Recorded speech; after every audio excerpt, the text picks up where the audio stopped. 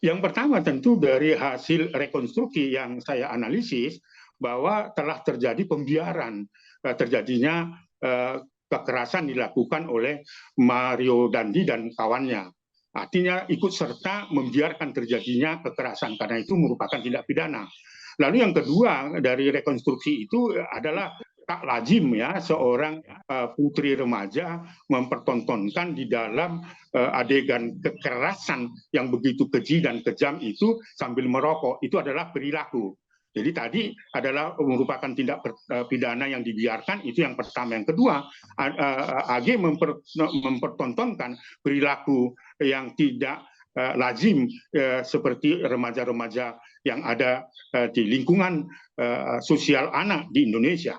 Yang ketiga, terjadi perilaku membiarkan terjadinya kekerasan itu sekalipun saksi N yang melihat pada saat itu minta tolong kepada AG agar menopangkan kepala dari David sebagai korban yang begitu sudah tidak bisa terangkat lagi karena begitu parah, dan itu menolaknya, itu adalah sebuah menunjukkan perilaku yang memperkuat membiarkan terjadinya kekerasan. Nah, ini tidak diperbolehkan.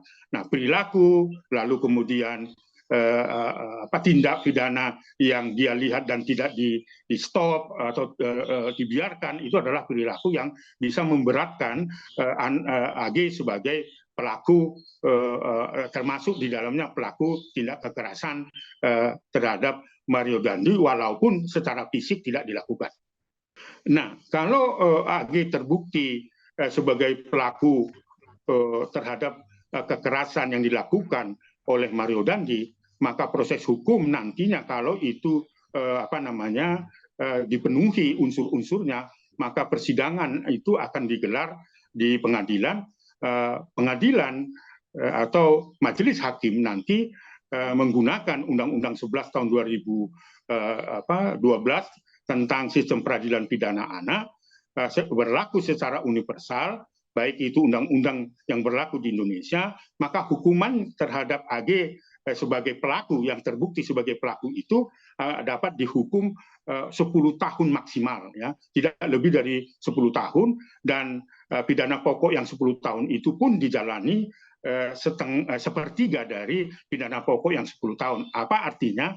Bahwa hakim tidak bisa menghukum lebih dari 10 tahun, bahkan ancaman hukuman seumur hidup dan hukuman mati, dan itu berlaku secara universal, bukan hanya di Indonesia. Nah, itulah yang disebut dengan perlindungan khususnya. Selain persidangan tertutup, hakimnya juga hakim anak, lalu kalau pemidanaan diputuskan 10 tahun dan hanya setengah dijalankan oleh AG, dan AG juga tidak boleh ditempatkan di tahanan oleh orang dewasa. Itulah perlindungan khusus yang berlaku dalam perspektif perlindungan anak. Itu diperintahkan oleh undang-undang. Saya kira ini adalah bukan pendapat hukum dari Komnas Perlindungan Anak, tetapi itulah ketentuan undang-undang yang berlaku secara universal.